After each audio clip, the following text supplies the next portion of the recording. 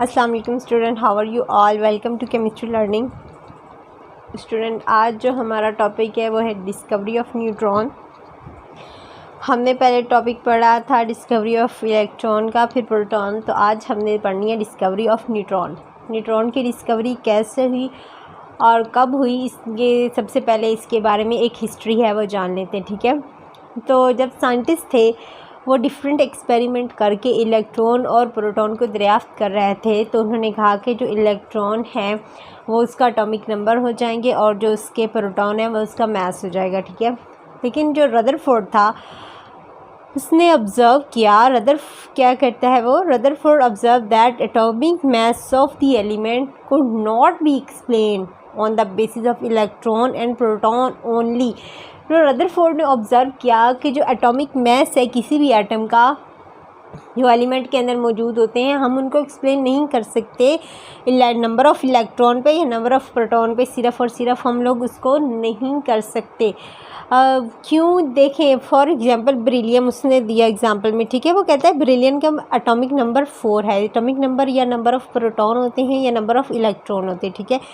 तो वो कहता है कि इसके नंबर ऑफ़ इलेक्ट्रॉन जो है वो 4 है, लेकिन इसका मास नंबर 9 है, ठीक है।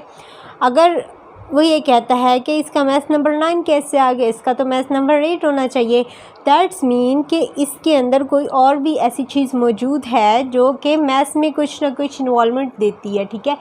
तो 1920 में, ठीक है, 1920 के अंदर बहुत अरसे बाद जाके 1920 में जाके एंड पे कहीं, तो रदरफोर्ड जो था उसने डिस्कवर किया कि न्यूट्रल मास है जिसका मास ऑफ प्रोटॉन नियरली इक्वल है, ठीक है।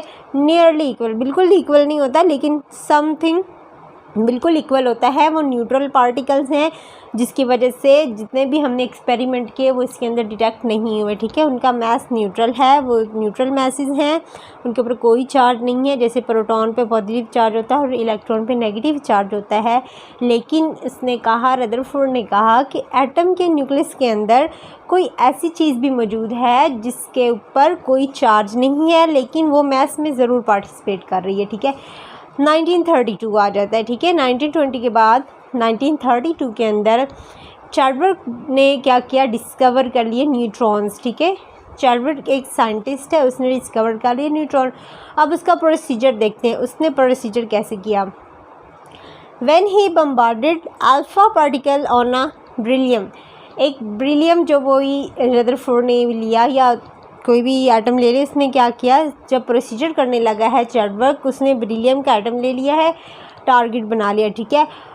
और उसके ऊपर उसने अल्फ़ा पार्टिकल की बम्बार्डमेंट की।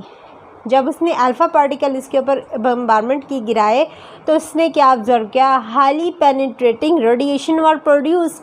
तो ये देखिए, ये बेरिलियम का उसने लिया एटम, ठीक है। उसके ऊपर उसने अल्फ़ा पार्टिकल, जो हीलियम होती है स्टूडेंट, वो अल्फ़ा पार्टिकल होती हैं, आपने याद रखनी है। इनका एटॉमिक मास 4 होता है, एटॉमिक नंबर 2 होता है हीलियम का, और अल्फ़ा पार्टिकल इनको कहा जाता है।